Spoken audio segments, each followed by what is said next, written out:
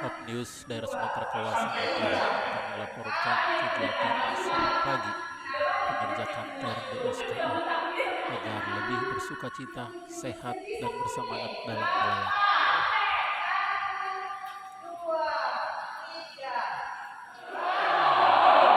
Olahraga pagi pekerja kantor DSKU.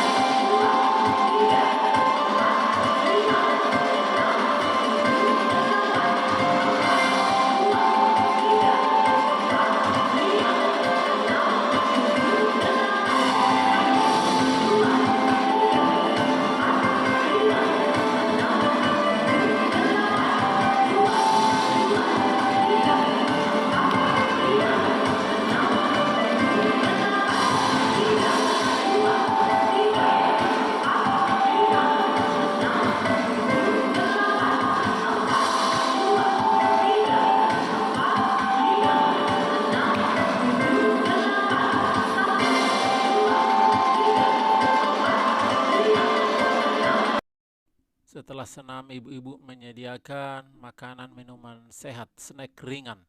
Salam sehat, mari bersemangat, I will go.